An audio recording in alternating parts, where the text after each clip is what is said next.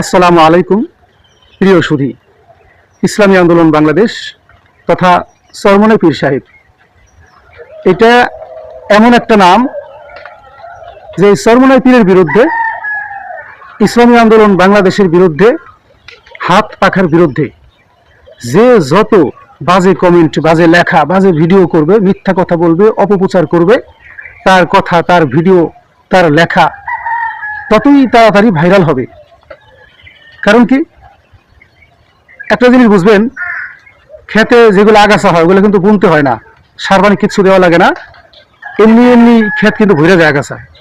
আর যেটা কার্যকরী ফসল, ওইটা হাল চাষ করে বুনার পরেও সার পানি দেওয়া লাগে, নানান ধরনের কষ্ট করা লাগে, তারপরে হইতে চায় না।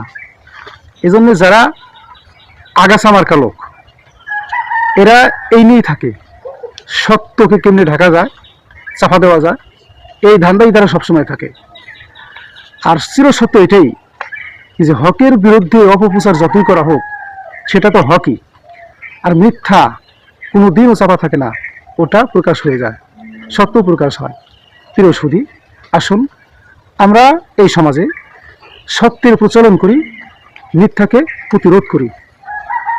এজন্য আমাদের সবারই খেয়াল রাখা লাগবে, যারা হক্কানি উলামা ইকরাম, এদের কথা শুনতে হবে, এদের পিছনে থাকতে হবে, এদেরকে সাহস যোগাতে হবে।